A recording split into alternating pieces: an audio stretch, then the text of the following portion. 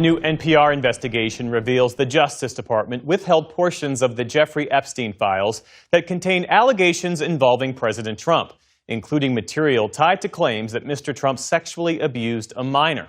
Approximately a dozen FBI employees who worked on President Trump's classified documents investigation have been fired, according to multiple sources. The firings followed a report from Reuters that said the Bureau subpoenaed records of phone calls made by FBI Director Kash Patel and White House Chief of Staff Susie Wiles when they were still both private citizens as part of the special counsel's probe. Director Patel did not provide any evidence of wrongdoing by those who were terminated. Joining us now is CBS News Senior Justice Department reporter Sarah Lynch. Sarah, thanks for being with us. So do we have any information as to why these firings took place now, beyond this latest report about former special counsel Jack Smith's investigation? Hey, Adam coming through. What just happened is the kind of revelation that has been whispered about for years, speculated about in dark corners of the internet, hinted at in investigative reports that never quite had the receipts. But now the receipts are here. FBI whistleblowers have done the unthinkable. They have leaked redacted Epstein files directly to Congress and to the media. The Department of Justice released its latest and likely last major batch of files related to investigations into the late convicted sex offender Jeffrey Epstein. This comes more than a month after the DOJ missed a deadline set by Congress and signed into law by President Trump. It includes more than 3 million pages, 2,000 videos, and 180,000 images. The DOJ says there are redactions, including the personally identifiable information of victims, but the department has not provided a full explanation of what's excluded. The Deputy Attorney General said the White House did not have oversight over the review or redactions. We are talking about documents from the FBI's massive investigation into Jeffrey Epstein's sex trafficking operation. Interview summaries, case files, evidence that has been sealed and classified for years, and these whistleblowers are releasing them because they believe with every fiber of their being that a cover-up is happening. That evidence is being destroyed, that justice is being actively obstructed, and what the leak reveals is the thing Trump has feared most. A new NPR investigation reveals the Justice Department withheld portions of the Jeffrey Epstein files that contain allegations involving President Trump, including material tied to claims that Mr. Trump sexually abused a minor, and that some pages mentioning him were removed from the public record. Democrats on the House Oversight Committee called that out today, saying the DOJ's withholding of information could amount to a crime. I want to start with this NPR reporting that the Justice Department withheld some Epstein files related to allegations that President Trump sexually abused a minor, which we should say the White House denies. What stands out to you about it? There are missing FBI interview summaries. 40 of them. More than 40 official 302 forms, the standard documents FBI agents use to record witness interviews, are simply gone from the 3.5 million-page Epstein database. And one of those missing forms contains something devastating. A survivor of Epstein's trafficking operation made serious, detailed accusations against Donald Trump. Allegations of abuse. Allegations that involve Mar-a-Lago, Trump's private club and residence in Palm Beach, Florida. An official FBI interview conducted by federal agents, documenting what a survivor said under oath, and that document is missing, vanished, removed from the database. And the question hanging over everything is simple. Who took it? Who wanted that evidence buried? And did they do it to protect the President of the United States? Let's walk through exactly what happened because the details matter and the timing is everything. FBI whistleblowers, career agents who have spent years working on the Epstein investigation, made the decision to leak these files because they watched what was happening inside the Justice Department and decided they could not stay silent. They watched as the deadline for releasing the Epstein files came and went. They watched as the DOJ slow-walked production. They watched as documents that should have been public remained hidden. And then they discovered that more than 40 302 forms had been removed from the database entirely. Not redacted, not sealed by court order, removed, deleted, erased from the official record. And when they looked at which documents were missing, they found a pattern. Every single missing form related in some way to Donald Trump. Every single one contained information about Trump's connections to Epstein, about allegations involving Trump, about evidence that someone wanted kept secret. And one of those forms was particularly explosive: a survivor interview where the victim made direct allegations against Trump. Allegations of abuse at Mar-a-Lago. Allegations that, if true, would mean Trump was not just connected to Epstein but actively involved in the criminal operation. The whistleblowers looked at that missing document, looked at the pattern of deletions, looked at who was now running the Justice Department, and made the decision to blow the lid off everything. The timing of this leak is absolutely stunning because it lands on the exact same day as every other revelation that's been building for months. The same day Bondi subpoenas hit Congress, the same day the assassination memo leaks, the same day the impeachment vote is happening. It is a perfect storm of disclosure, as if every person who has been holding damaging information decided simultaneously that today was the day to let it all out. Whether coordinated or coincidental, the effect is the same. Trump is being hit from every direction at once with revelations he has spent years trying to suppress. Now let's talk about what the missing 302 form actually contains. Representative Robert Garcia of California, who has been investigating the Epstein case and has access to classified information about the files, came forward publicly and said something that should make every American pay attention. He said, "We have a survivor who made serious allegations against the president." That is not a vague accusation. That is a sitting member of Congress confirming that a victim of Jeffrey Epstein's trafficking operation made specific allegations against Donald Trump in an official FBI interview. The allegations involve Mar-a-Lago. They involve Trump's property, his residence, his private club. They involve abuse that allegedly occurred at that location. And that interview, that official law enforcement record, that 302 form, is missing. Someone removed it from the database. Someone wanted it hidden. Someone wanted that survivor's voice erased from the official record. The question of who removed these documents is going to dominate every investigation from here forward, because the timeline matters. Were the documents removed before Trump took office in January 2025? Were they removed after, when Trump had control of the Justice Department through his Attorney General Pam Bondi? The whistleblowers are coming forward now, which suggests they've been watching this situation unfold in real time. They've been watching the slow walk of document production. They've been watching the delays and the excuses. They've been watching as deadlines passed with no meaningful release of information. And they've concluded that the only explanation is a deliberate cover-up directed from the top. And that brings us to Pam Bondi's role in all of this, which is increasingly damning. Bondi worked in Florida for years.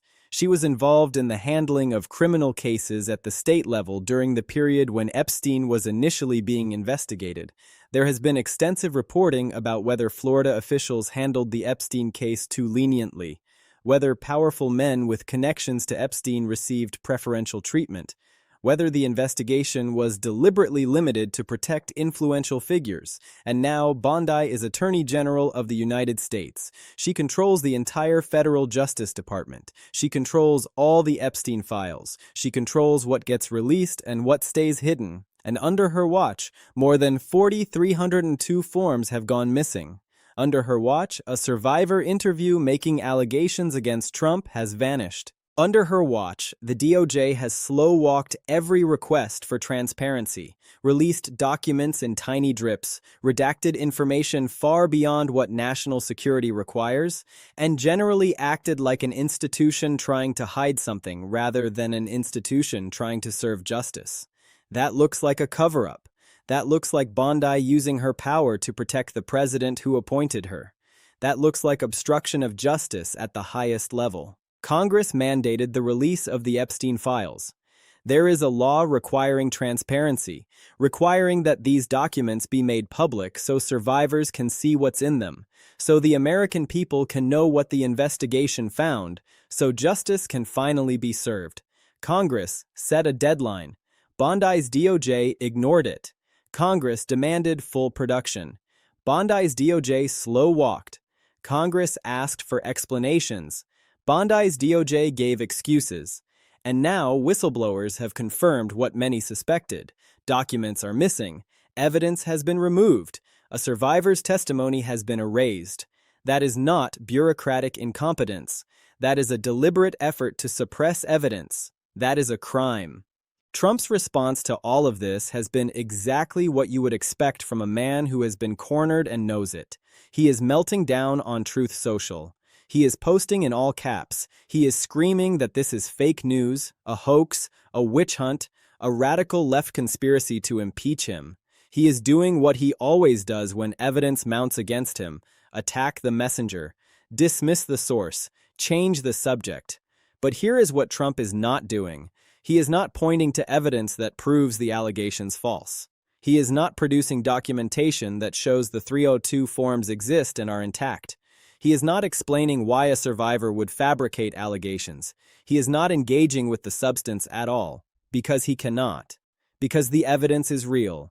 Because the whistleblowers are real FBI agents risking their careers. Because the missing documents are actually missing. Because a survivor actually made those allegations. And no amount of screaming on social media can make any of that go away. The connection to the impeachment process happening simultaneously is absolutely critical. Congress is voting on impeachment articles right now. And in the middle of that vote, this massive FBI leak about Epstein and Trump lands like a bomb. This changes the calculus for every member of Congress.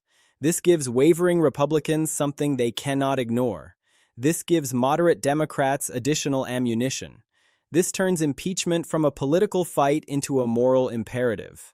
Because if a survivor made allegations against Trump, and if those allegations were documented in an official FBI interview, and if that interview is now missing, and if the Attorney General appointed by Trump is the one who controls the files, the inference is unavoidable. Trump is covering up evidence of serious crimes. Trump is using the power of the Justice Department to hide his own alleged misconduct. Trump is obstructing justice in real time. And that is exactly what impeachment is for. The substance of the allegations, if they become public through further leaks or through congressional testimony, is potentially devastating in ways that almost nothing else could be. Because this is not about policy disagreements or political battles. This is about sexual abuse. This is about trafficking. This is about the exploitation of vulnerable young women and girls. This is about crimes that Americans across the political spectrum find abhorrent. When voters hear that a survivor made specific allegations against Trump, when they hear that evidence of those allegations was deliberately removed from official files, when they hear that the Attorney General may have been involved in the cover-up, their reaction is not going to be partisan. It is going to be human. They are going to be disgusted. They are going to demand answers. They are going to want to know why Trump is being protected instead of investigated. The criminal implications are also enormous. If the allegations are true, if Trump was involved in abuse at Mar-a-Lago, if he knew about trafficking and allowed it to happen on his property or participated in it himself, those are federal crimes. Serious felonies. Crimes that carry decades in prison. And if Trump obstructed justice by ordering the removal of evidence, by directing Bondi to suppress the files, by using the power of the presidency to hide his own misconduct, that is another set of crimes entirely. Trump could be facing multiple criminal charges once he leaves office, assuming he ever leaves office. And Bondi could be facing charges right now: obstruction of justice, evidence tampering, conspiracy to defraud the United States. The list goes on. The international implications are also significant. America presents itself to the world as a country with rule of law, with independent courts, with a justice system that treats everyone equally. But when the world sees that the president may be involved in a sex trafficking cover-up, when they see that the Attorney General may be destroying evidence to protect him, when they see that the institutions designed to ensure accountability are instead being used to prevent it, America's credibility takes a massive hit. Allies wonder if they can trust us. Adversaries see weakness. The moral authority that the United States has spent decades building is undermined in an instant. The whistleblowers themselves are heroes in this story. They are career FBI agents who could have stayed silent, who could have looked the other way, who could have protected their careers by pretending not to notice what was happening. Instead, they chose to risk everything. They chose to leak classified documents to Congress and to the media. They chose to expose themselves to potential prosecution, to public attacks, to the wrath of a president who has made clear he considers anyone who testifies against him an enemy. They did it because they believe in justice. They did it because they could not watch evidence of crimes against vulnerable victims be destroyed without speaking up. They did it because they took an oath to defend the Constitution, and that oath meant more to them than their own safety. And now the ball is in Congress's court. With 225 co-sponsors already on the impeachment resolution, passage in the House is all but certain. The question is what happens in the Senate. And this Epstein leak changes the Senate dynamic completely. Republican senators who were looking for cover to vote against Trump now have it. They can say that the evidence from the FBI, from career agents, from whistleblowers, is overwhelming. They can say that a survivor made allegations. They can say that documents are missing. They can say that the Attorney General appears to be covering it up. They can say that voting to convict is not about politics, it is about justice. And that argument will resonate with their constituents. It will resonate with voters who care about protecting victims. It will resonate with anyone who believes that no one, not even a president, is above the law. The bottom line is this: the evidence Trump feared most is now public. A survivor made allegations. An FBI interview documented them. And that interview is missing. Someone took it. Someone wanted it hidden. And the only person with both motive and opportunity to hide evidence of crimes against Trump is Trump himself, acting through his Attorney General. This is the smoking gun. This is the moment where everything changes. This is the evidence that makes impeachment not just possible, but necessary. This is the evidence that makes conviction not just likely, but inevitable. Trump can scream on social media all he wants. He can attack the whistleblowers. He can call it a witch hunt. He can post in all caps until his fingers bleed. But the evidence is out. The survivor's voice, even if silenced in the official record, is now being heard. And justice, delayed for so long, is finally coming.